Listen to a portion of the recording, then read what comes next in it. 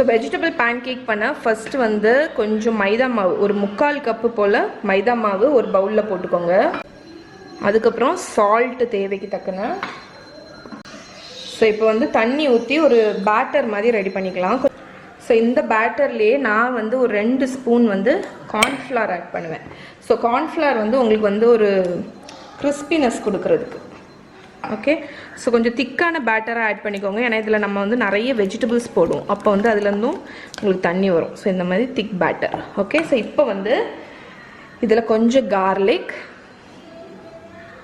அதுக்கப்புறம் carrot, zucchini இருந்துச்சுன்னா zucchini போடுங்க, அது ரொம்ப இம்பார்ட்டண்ட். அதுக்கப்புறம் பச்சை மிளகா, சில்லி, அதுக்கப்புறம் ஆனியன்,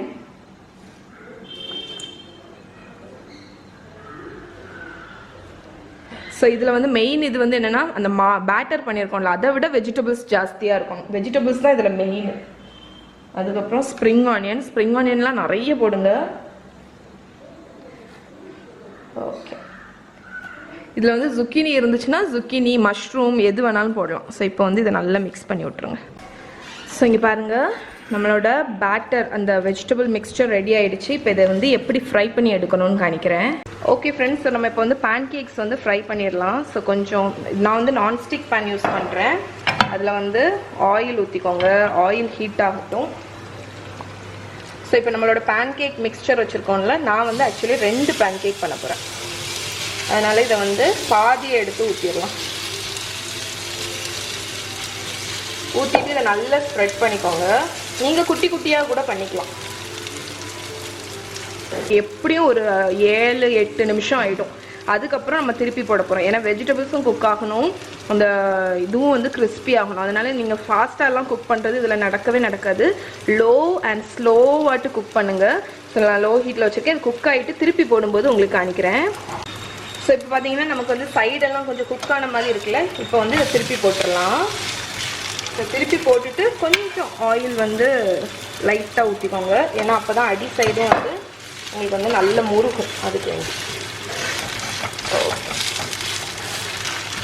ஓகே, நல்லா ப்ரெஸ் பண்ணி விட்டாச்சு. இனி இந்த சைடும் வந்து ஒரு 4-5 நிமிஷம் குக் ஆகட்டும். ஒன்றுமே இல்லை, ஜஸ்ட் திருப்பி போட்டு நல்லா குக் பண்ணி எடுங்க. அவ்வளோதான் விஷயம். ஸோ நல்லா குக் பண்ணிடலாம். ஸோ இங்கே பாருங்கள், இப்போ இந்த சைடும் குக் ஆகிடுச்சு. இதை திருப்பிடலாம். திருப்பிட்டு அடுத்த சைடும் குக் பண்ணுவோம். ஸோ இப்போ அந்த வெஜிடபிள் பேன்கேக் கூட சர்வ் பண்ணுறதுக்கு வந்து டிப்பிங் சாஸ் எப்படி பண்ணுறதுன்னு காணிக்கிறேன். ஸோ கொஞ்சோண்டு சோயா சாஸ், அதுக்கப்புறம் கொஞ்சம் வினிகர். இது வந்து ஒரு வினிகர் டிப்பிங் சாஸ் மாதிரி தான் இருக்கும். அதுக்கப்புறம் கொஞ்சம் சில்லி, அதுக்கப்புறம் கொஞ்சம் எள்ளு.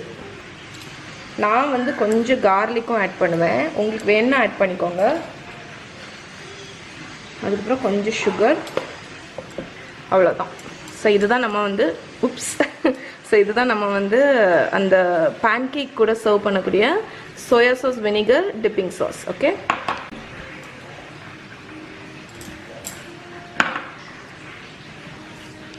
ஸோ இங்கே பாருங்கள் எவ்வளோ கிறிஸ்பியாக ஃப்ரை ஆகிருக்குன்னு. 2 சைடும் நல்லா குக் பண்ணியாச்சு. இப்போ இதை எடுத்துகிட்டு நெக்ஸ்ட் ஒன் பண்ணிடலாம்.